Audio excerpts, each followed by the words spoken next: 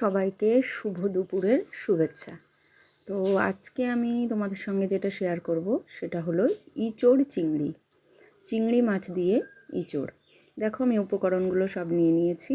এখানে তোমরা ভিডিওতে দেখতেই পাচ্ছো কি কি রয়েছে। পেঁয়াজ কুচি, আদা, রসুন, কাঁচা টমেটো পেস্ট করা, আর ইঁচড়টাকেও আমি সিদ্ধ করে নিয়েছি, আলুটাকেও।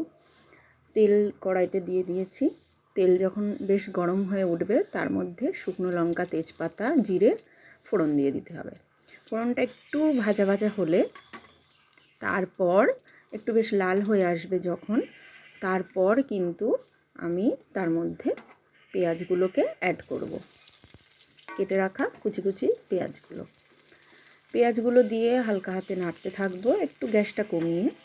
পেঁয়াজগুলো বেশ হালকা লাল লাল একটু ভাজা ভাজা হয়ে এলে তারপর কিন্তু তার মধ্যে ওই পেস্ট করে রেখেছিলাম যেটা, সেটাকে আমি অ্যাড করব। দেখো পেঁয়াজগুলো বেশ একটু লাল লাল ভাজা হয়ে এসেছে। এবার আমি মশলাটাকে অ্যাড করে দিলাম। এতে রয়েছে আদা, রসুন, কাঁচা টমেটো আর 2-4টে কাঁচা লঙ্কা দিয়ে পেস্ট করা। আর আমি এখানে নিয়ে নিয়েছি হলুদ গুঁড়ো আর লবণ, জিরে গুঁড়ো, তার সাথে লাল লঙ্কা কিছুটা বেটে আমি গুছিয়ে রেখেছিলাম, সেগুলোকেও আমি একে একে এর মধ্যে অ্যাড করে দিয়ে মশলাটাকে ভালো করে কষাতে থাকব। সামান্য একটু জল দেব পরিমাণ মতন। আর জিরে ধনে গুঁড়ো করে রাখা, আমি বাড়িতেই গুঁড়ো করে রাখি, তো সেটাকে দিয়ে মশলাটাকে ভালো করে কষাতে থাকবো যতক্ষণ পর্যন্ত মশলা থেকে জলটা না ছেড়ে আসে। যদি দরকার হয় একটু পরিমাণ মতন জল দিয়ে মশলাটাকে ভালো করে কষাবো, কারণ আমার তো ইঁচড়টা আলুটা ভালো করে সিদ্ধ করা রয়েছে। এরপর আমি ভালো করে পরিষ্কার করে ধুয়ে বেছে রাখা চিংড়ি মাছগুলো আর 2-4টে কাঁচা লঙ্কা অ্যাড করে দিয়ে সেটা ওর সাথে কষাতে থাকবো।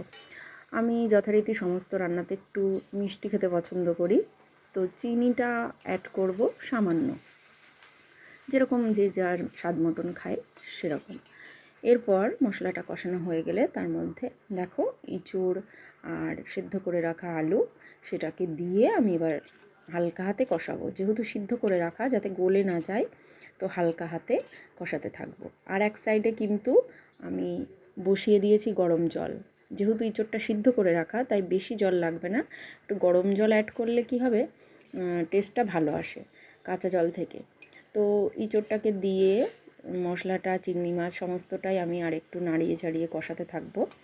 বেশ তেলটা ছেড়ে ছেড়ে আসলে ওই ফুটন্ত যে গরম জলটা রয়েছে সেটাকে আমি ওই ইঁচড়ের মধ্যে অ্যাড করে দেবো। যে যেমন পরিমাণ মতন লাগবে, যেহেতু ইঁচড়টা সিদ্ধ করা রয়েছে তাই যেমন পরিমাণ মতন লাগবে সেরকম পরিমাণ গরম জল আমি তরকারিতে দিয়ে দিচ্ছি। কারণ ইঁচড় রান্নাতে তো একদম খুব বেশি ঝোল কেউ রাখে না, একটু মাখামাখাই হয়। একটু মাখামাখাই ইঁচড় চিংড়ি খেতে আমরা বাঙালিরা পছন্দ করি। সবশেষে আমি কিন্তু একটু ঘি আর সানরাইজের শাহি গরম মশলা, এটাকে আমি রেডি করে রেখেছি। এখন ইঁচড়টা ফুটতে থাকবে, আমি ঢাকা দিয়ে এটাকে একটু টাইম দেব ভালো করে ফোটার। দেখো ইঁচড়টা মাখা মাখা হয়ে এসেছে। আমি গরম মশলা দিয়ে ঘি দিয়ে কিন্তু নামিয়ে নিয়েছি। 2টো গামলাতে রেখেছি, কারণ শেয়ার করে খেতে ভালোবাসি তো তাই। তো টেস্ট করে কিন্তু সবাই বলো যে আমার রান্নাটা কেমন হয়েছে। টাটা।